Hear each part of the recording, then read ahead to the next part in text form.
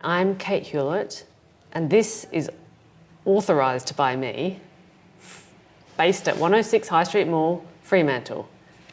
Correct? Correct. Gorgeous authorisation. Hello everyone. Good afternoon. This is A Piece of Kate. I'm Emma Pegram. And I'm Kate Hulett. We're recording at about 5 p.m. on Monday afternoon. And we're sitting in my shop, yeah. My little shop, yeah. And we're going to record here every day this week. We had our campaign party yesterday, which if you were listening this morning, you would know because we recorded live from the Spearwood Bowling Club, which was a bit of fun. What do you think? Yeah, I mean, as we started, I was like, this is the most insane thing that we would ever do. Yeah. Like, add a layer of embarrassment onto how embarrassed or, dumb we feel anyway, speaking for myself. But actually it was really quite beautiful and nice, and having the instant reactions was reassuring, because I guess we have to imagine people's just pissing themselves laughing at our jokes. But then we got to see it. So true. I love it when people laugh at our jokes. Afterwards, my partner said, I loved listening to the jokes that hit, but moreover the jokes that didn't hit. He goes, because you would normally go, that was funny, come on, laugh. But I was unable to do that because... Of course, you don't want to look I would like be more shamed. Yeah. My favourite thing actually was having chats with people after we stopped recording, because there were, lots of people there who maybe it was their first time meeting or seeing you speak or interacting with the campaign. Lots of people from the bowling club. Yeah. And they were all really like... What the bloody hell's going on here? They were loving it. Yeah. And they had so many good questions. Nice. I had a really good chat with one guy about, what it would actually look like if the parliament was full of independents. Like, what if every community had... What did you say? Well, he was like, what would happen then? How would they make a government? Like, would they all have to... And I was like... It's a great question. I don't have the answer. Know. But isn't it interesting to think about? Yeah. And isn't it true that there's, in the Constitution, it doesn't say you have to have two parties. It doesn't specify that must be the way a government is formed. So that's something good for me to research. How did it, what was the beginning? Was it all independent people from across? Oh, I don't know. I mean, there's been parties for a long time, but... I don't know, can't answer that. Okay. Another one I can't answer. We'll come back. Come back to you on that one. We'll circle back to that. But yeah, it was nice. And it was nice because, obviously most people in the room hadn't listened to the podcast or hadn't heard the whole thing. And so it was, I guess it was a really nice taste for them of what it's like and why they might like to give it a go. And tune in. Yeah, it was good. Got some really good feedback and it was fun. The best part, was it the ice cream van or was it the learning to bowl? For me, it was definitely watching you learn to bowl with Evan. I mean, that was like the best thing I've ever seen. You in the... Did you get to keep the hat? Oh, I'm really jealous. I would have liked one. I am. You don't need to say you should be. I just said I am. I was so happy with the hat. Really. And then the photographer was like, can you take the hat off? And I was like, oh. No. I thought that was it now.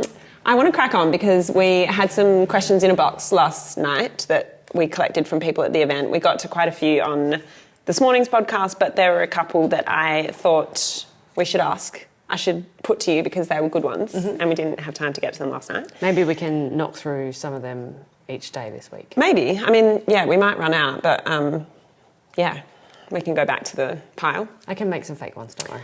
Well, this one in particular I thought was... Sorry, just clocked that. Tough crowd.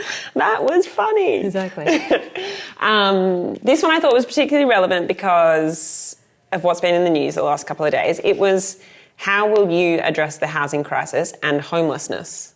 And obviously both major parties have made their announcements about housing policies in the last couple of days, and that's been, dominating the news cycle. So timely question. And great question because everyone's wondering how we're going to get out of the sticky situation we're in. So I thought maybe first we recap what the major parties are promising. Oh, yeah. So we've got... It's probably easier to let them say for themselves. So, yeah, both Dutton and Albanese have come out. So Let me show Where's the phone? you the Albo one first. If Labor is re-elected on the 3rd of May, it will get a lot easier. We'll make it possible to buy your first home with a deposit of just 5%. That's every first home buyer. We'll also build 100,000 new homes just for first home buyers, not investors. We want to ensure Australians owning their own home is within reach, and that's what Labor's policy will ensure for more Australians. Authorised by Anthony Albanese, LP Canberra. A 5% deposit doesn't make a huge amount of difference if the value of your house is over $1 million. I mean, I just don't know how anyone can ever save a deposit, whether it be 1% or 5% or 50%. And what the hell are they going to buy? There's no houses. No one's building any houses. And putting more people into the market with more incentives to buy is just going to jack up the prices across the board. And the 100,000 houses to be built, where and when? How long? In how long? Because we know that 2 years ago there was the HAF, Housing Australia Future Fund promise, the $10 billion pledged to build houses. And 2 years on, not a single house has been built. That was $10 billion. And that's a 5-year plan. So it's just like we're already 1.5 or whatever years into that. So you couldn't really say that they're on track to build 40,000 of them. Exhaustingly underwhelming and something, again, that's going to cause more problems than solve problems. And I mean, so much of the commentary I've seen is just like, it's another example of, and, we'll watch Dutton in a second, but both major parties just tinkering around the edges on things. Like they'll literally do anything but deal with the problem. Resolve the, tax structure and tax incentives that benefit investors over first home buyers. Or silly little announcements pre-election, which are just hopeless, really. Hopeless. I mean, a 5% or a 10% deposit when your house is $800,000 is like nothing. Because you can't, how can you possibly save when you're renting and your real, wage growth is going down compared to the cost of existing? It's just unhelpful. We just need tons and tons and tons of more actual houses being actually built in areas that people actually want to live. Shall we watch what Dutton's offering? Dutto. I will never accept a situation in our country where a young Australian can only afford to buy a house if they have the assistance of the bank of mum and dad. I will be a Prime Minister who restores the dream of home ownership. And today I announce a new policy for first home buyers who purchase a newly built property to live in. The coalition government will allow you to deduct interest payments on the first $650,000 of a mortgage against your taxable income. Hang on, what? We will allow these deductions for 5 years, provided you continue to live in that home for that period. When Australians have heard me say that I want to be the Prime Minister for home ownership, for home affordability, for home accessibility, I mean it. Also, Peter, no one is saying that about you. Just to clarify, not a single person has said that about you. I mean, I don't understand it. It's so complicated. Like, you get this for this many years and on this, like, just build more houses. The interest payments on your mortgage will be tax deductible.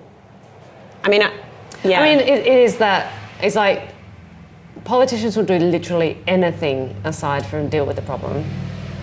And no matter how complicated and peculiar and specific and odd the policy is. Hang on, can you just build some more homes? And also deal with all the other things like the tax reforms and the fact that, we've got empty homes in all of these suburbs, particularly in, places like Treeby and our electorate. There's just home after home after home, half built. Yeah, you went for It's just a look at some of those properties. I mean, recently. we didn't go there to see that. We were just going there because I think we were looking at if we could hold an event in this area. So we're like, if there's any like community halls or sports areas that we could rent, and it was like, this is eerily empty. There's all these houses and then quite a nice park, and we literally didn't see a a living human, and no one working on site. So there was these half-built homes, but no, they weren't under construction. They were just abandoned, kind of half done, and it should have been full of people, kids running around, you know, life, energy, all the rest of it. And they're just, it really, I mean, I've said this, but it felt like a movie set. You could, if anyone's listening and you need a completely abandoned brand new suburb, there's one just there waiting to be filmed in. And why is that not being resolved? You know, why aren't our local representatives being conscious of these issues in our electorate and going, let's fix this and get people in here. Let's look at places where we can house more people and build flipping homes for them. Act like an emergency. I reckon that's what so many people are getting, well, are sick of, is that they see promises being made and they see, you know, politicians making claims about the success of their policies, but then what they see on the ground in their own communities is not aligned with that. They, you know, things are going backwards or things aren't getting finished or being done. I mean, how frustrating. So frustrating. To see the evidence of that everywhere, but not. And even the intonation of Albanese going, we are delivering 10,000 homes every foot. You know, it's like so dramatic and rah, brilliant. Do it. Let us vote for you because you've done well, not because you're the better of two options, you know? Like, don't make us vote for you on promises. Make us vote for you on performance. And we are not getting any performance from the two major parties. There's another question here that came up last night that I thought was a nice, spicy one, which is, how do you think you'll appeal to the rusted-on male Labor voters of the outer suburbs? Well, there were certainly some couples that came last night. I mean, maybe that was written by one of them. The women were like, we're on board. We hear you. We get what you're saying. But my husband with me here is a Labor voter at heart. And Fremantle has been a Labor seat for many years, nearly 100. And I mean, there's a number of reasons for that. One is what other options are people, you know, viable, good options people have to vote. And ultimately, I think what I would say to, you know, the people in the suburbs is we are probably all frustrated by exactly the same things and want exactly the same outcomes for us individually and as a community and as a country. And we just got to talk about that with them, and we are. But what have been your conversations so far with those kinds of voters? I mean, you've been talking to, well, you know, I mean, I was speaking Labor to someone in a cafe this morning, and he's like, my dad, you know, likes voting for the major parties because he feels that they're accountable to the major party, you know, to themselves or to their boss, i.e. the leader. And I think I am accountable to the community. And I am absolutely responsible to deliver for the community. And that is almost the opposite of party members because they're not accountable to the communities, they're accountable to their boss. And worse than that is they're accountable to the big corporations who fund them, like gambling, you know, fossil fuels, media and so on. And no rusted-on Labor supporter is stoked to hear they're getting ripped off or that their local representative is actually speaking on behalf of a corporation who's pocketing zillions of dollars. I got told off for saying zillions, by the way. I think I said grillions or something. I got told off. A new one. What I mean is lots of billions. I mean, what I would have thought is that some, like the voter that this person's referring to, are maybe some of the people who are most annoyed. Most affected, Is that what of course. yeah. They've like slogged away at work their whole life and think, why am I paying more tax than these companies? And why are they raking in billions and my kids can't even save enough money to move out of home, let alone to get a deposit, you know, and to buy something.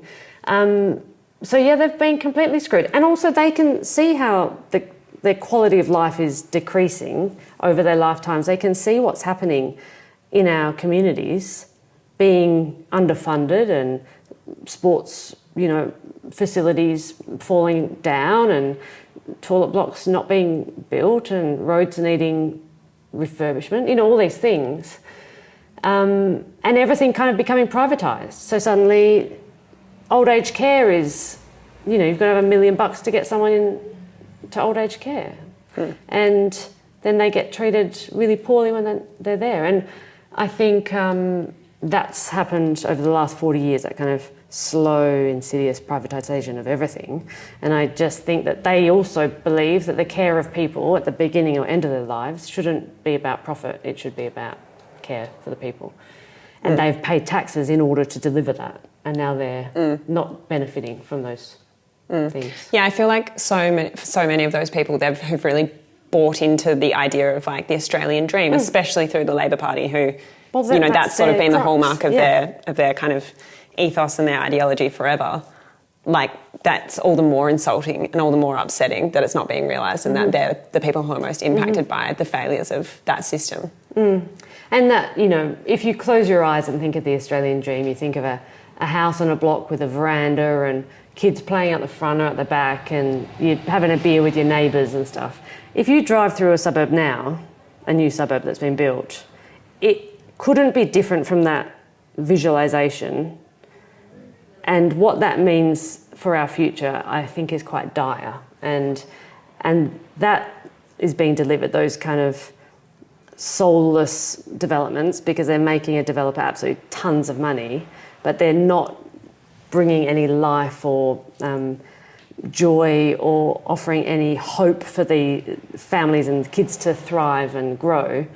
That is dire for our future, I think. And everyone can see that, It's not the Australian dream. That is not the Australian dream. Okay, what a great note to end on. Oh my God, no, we have The to talk about Australian dream something is else. dead. You got anything nice to Perk report? it up. Had a little interview with the ABC this afternoon. When's that airing? A couple of weeks, I reckon. People can tune in? Hope so. 7:30 report. That's big time. Yeah, You're officially a household name, maybe. maybe. What else? There's Got the debate tomorrow. debate, yeah. I mean, I don't know if I'd put that in the good news category. But No, I feel sick about that. I thought I would never have to do it again after the state campaign, and I have to do it again. But, it'll be interesting to have all the candidates out. I mean, the Liberal candidate's coming this time, which didn't happen last time. It'll be interesting to hear from him. How many people not heard have anything come? from him yet. Us, Labor, Greens, Libs, One Nation? I don't know. We actually haven't got confirmation on that, I don't think. But Okay, so Tuesday night is debate night. We've been putting hundreds of call flutes up. Oh my gosh, Yard yes, I've signs got. around. I got a sore finger. Almost I bashed it. Almost It bled every everywhere. time we've gone out, it started raining. Had to stop at the servo and buy some Band-Aids. Really? That's huge. I know. Put that at the top of The things episode. that happen, the life of a chief of staff. We were driving around, actually, and it was me and Jessie, and we were like, do you think this is what other political campaigns look like? Just the media advisor and the chief of staff driving around, bashing in call flutes? We were like, The other night, Probably not. I was putting one up at 1 a.m. at near a petrol station, and some man was walking on the street, and I thought, he's beelining. Uh-oh. Obviously, there was no one around.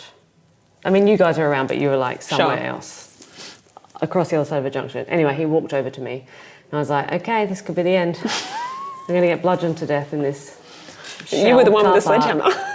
No, I was cable tying. I would have had to use a cable tie as a weapon. Of course. I would have been able to tie him up. That was really irresponsible of us sending Had you I- out with no weapon. We all had weapons. I didn't have a weapon. There was only 3. There was only 3. That's 4. 4 of us, 3 weapons. My weapon of choice and so was what? cable tie. What was his deal? He went, oh, is that you? And I was like, yeah. And he goes, that's pretty cool. Aww, And he goes, anyway, I've seen your stuff on socials. I love And I was that. like, cool. And he goes, yeah, I'll vote for you. Oh. And then he just turned on his heel and literally walked back into the dark with his big, massive backpack on. I love that. It was cool. I think he was like, what? Is that like He felt like he was meeting you a on your celebrity. hands and knees, cable tying something to a post? In the I mean, if dark? I saw Anthony Albanese out putting up his own cornflakes, I might be more inclined to vote for it. Not I that mean, can, one answer but- to the housing crisis would be to build homes out of all the cornflakes we're putting up. We could build some nice structures. You're not wrong. Luckily, we've got a great recycler Yes, who thank goodness. specifically recycles cornflakes. And make them again for the next 3 years. Yeah. Yeah. Okay. So cornflakes, t-shirts coming on Thursday. Please come and get one. That's it. Like this. You don't have to Subscribe, like it. You follow. can hate it. You can hate, follow. Review. Hello to the Daily Mail. Like, subscribe, send it to a friend.